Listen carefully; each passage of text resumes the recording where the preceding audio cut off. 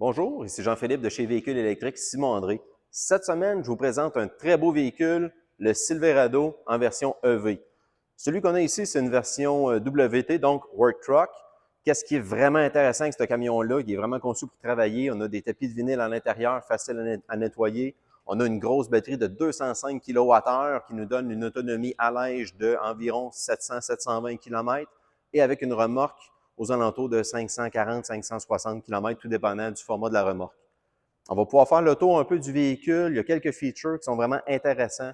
Donc, l'accessibilité à bord du Silverado est vraiment très facile, très aisée. Puis, on a aussi facile d'accès juste ici, l'ouverture du coffre à l'avant en dessous du capot. On a aussi le Line Keeper, donc le cruise control adaptatif pour rester dans les lignes de la voiture, ainsi que le mode remorque pour qu'on puisse changer justement l'autonomie du véhicule si on a la remorque ou si on ne l'a pas. Pour vous donner une idée, sans remorque, on a fait un aller-retour Trois-Rivières-Ottawa sur seulement une charge. Qu'est-ce qui est le fun aussi? Qu'est-ce qui est très simple chez GM? C'est l'interface au volant. Cruise control adaptatif. On peut aussi changer la distance avec le véhicule qui nous précède, comme on est habitué. On a aussi le contrôle audio au volant qui est situé juste ici derrière. Très simple d'utilisation. Une petite caractéristique que Chevrolet ont apportée, c'est lorsqu'on va dans le contrôle ici, on peut aller sélectionner remorquage. Ils vont nous donner les différents contrôles qu'on peut faire, soit un checklist là, pour vérifier la liste de contrôle de tout ce qu'on a sur le véhicule pour être sûr que tout est bien fait convenablement, que les roues sont bien, les cales de roues sont bien retirées, les pneus sont bien gonflés, et ainsi de suite. Donc, une liste de vérification. On peut avoir la vérification des feux. Donc, lorsqu'on appuie dessus, ça va activer tous les clignotants du véhicule, les feux de jour, les hautes, les basses, pour qu'on puisse faire le tour à pied du véhicule ainsi que de la remorque pour être sûr que tout fonctionne, ainsi que la vérification du système de freinage électrique. Pour le Silverado EV, évidemment, on a la prise de recharge combo qui est située juste ici à l'arrière du côté gauche.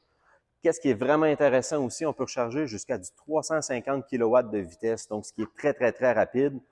On peut aller rechercher environ en 10-15 minutes entre 100 et 160 km d'autonomie sur une 350 kW. Donc, on n'a plus vraiment de raison de ne pas adopter ce type de véhicule. Donc, avec le Silverado EV, qu'est-ce qui est intéressant? C'est qu'on n'a pas de moteur à l'avant comme les versions à essence. Donc, on a beaucoup d'espace de chargement. On a même des porte-gobelets ici à l'avant, ainsi qu'une prise 120 volts 20 ampères qui est située juste ici à l'avant. Avec le Silverado EV, on a évidemment le haillon qui rouvre avec une assistance là, pour pas que ce soit trop rapide. On a aussi, ici à l'arrière, les différentes prises de courant. Donc, on a 4 prises 120 volts ici. On a aussi une prise 240 volts. Faites à noter, on a aussi une autre prise 120 volts qui est située au siège à l'arrière du véhicule, ainsi que des chargeurs USB-C. C'est vraiment incroyable comme véhicule. On a beaucoup d'espace là-dedans. Donc, il n'y a pas rien de gênant à maintenant avoir un véhicule comme ça pour le travail, pour tirer une remorque. Ceci étant dit, ça peut tirer, tout dépendant de la version choisie, entre 10 000 et 12 000 livres. Donc, pour plusieurs applications, c'est un camion qui peut être très intéressant. Donc, évidemment, si vous avez des questions, que ce soit pour le Silverado EV ou encore pour d'autres véhicules électriques, n'hésitez pas à nous contacter chez Véhicules électriques Simon-André.